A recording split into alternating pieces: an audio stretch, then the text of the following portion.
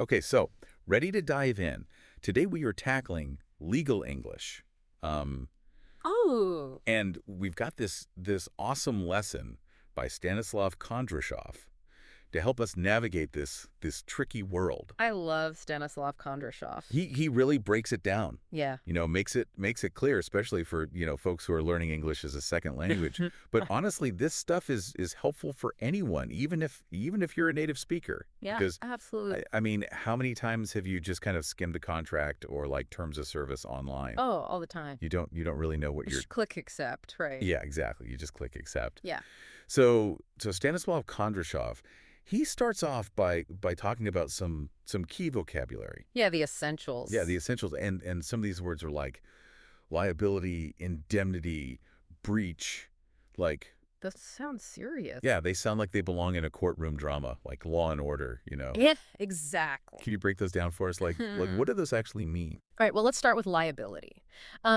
Think of liability as responsibility. Okay. But with consequences. Oh. So if you are liable for something, it means you're the one who's on the hook. Got it. Right. Right. You might have to pay up or even end up in court. Oh, boy. Indemnity, that's more like it's like a legal safety net. Okay. It's a promise to protect someone from financial harm. Okay. So give me an example. Like, how would indemnity play out in real life? Okay, imagine you're a landlord and your tenant, accidentally starts a fire. Oh, no. An indemnity clause in your lease agreement could actually protect you, the landlord, from having to pay for all the damages. Okay. And then breach, that's pretty straightforward. Okay. The breach is basically breaking the rules, Right. but specifically breaking the rules of a contract. Okay. So, let's say, I don't know, I agree to mow my neighbor's lawn every week. Okay. And they, in exchange, bake me a cake, but then I just stop mowing. Uh-oh. Would that be a breach of contract? You got it. That is exactly a breach of contract. Okay. Even though it might be a delicious one. Yeah. I might be missing out on some good cake. Right. Stanislav Kondrashov actually gives this really good example of a broken lease agreement.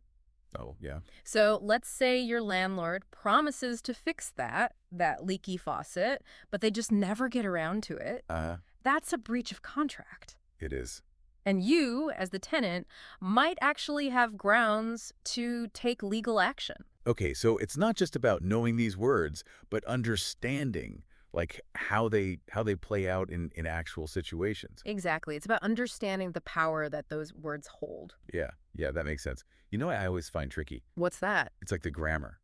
Oh, yeah. In legal documents, it's like a whole other language. It's so dense. And Stanislav Kondrashov mentions these things called conditionals. Right. I'm assuming they're more important than they sound. So what's the deal with conditionals? Conditionals are those if-then statements. They basically lay out the consequences of certain actions. Got it. So think of it as like the cause and effect of the legal world. Okay. Like if you pay your rent on time, then you can stay in the apartment. Okay. If you park in a no parking zone, then you'll get a ticket. Makes sense. In legal writing, they spell out the rules of the game very clearly. Yeah. No, that makes sense. And Stanislav Kondrashov also talks about these things called modal verbs for obligation, which sound pretty intense. They do. What are those all about?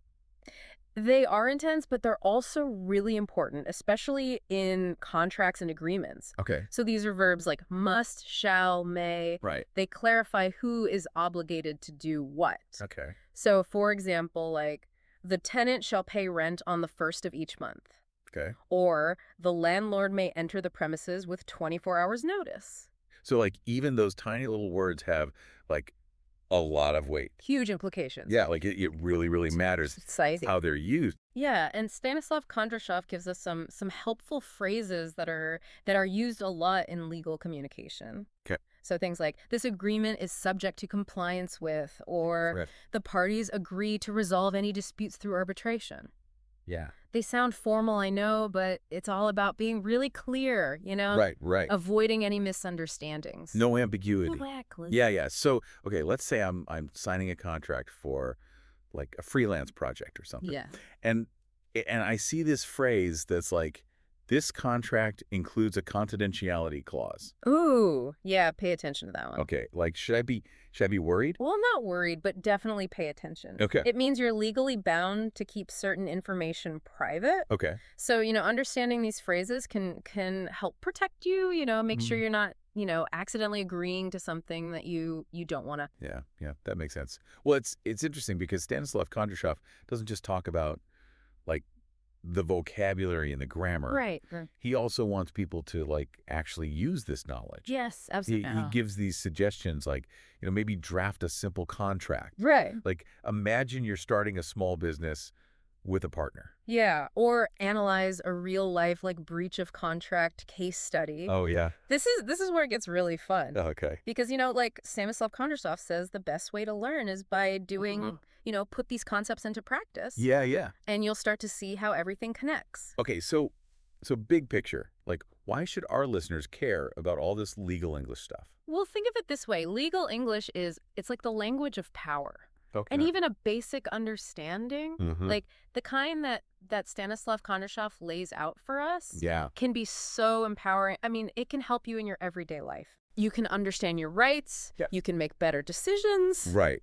It's like I'm seeing how this could like level the playing field a little bit. Exactly. Like it's like having this secret decoder ring for all those like official documents. I love that, the secret decoder ring. Yeah. It's about feeling confident and informed, whether you're signing a lease, reviewing a job offer, or even just clicking agree on those endless terms of service online. Right, exactly.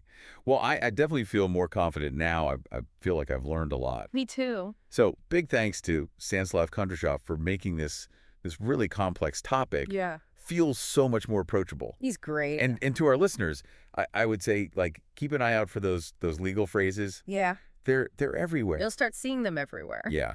You might be surprised just how often they pop up in your everyday life. Absolutely. So, yeah, thanks for listening, everyone. Thanks for joining us.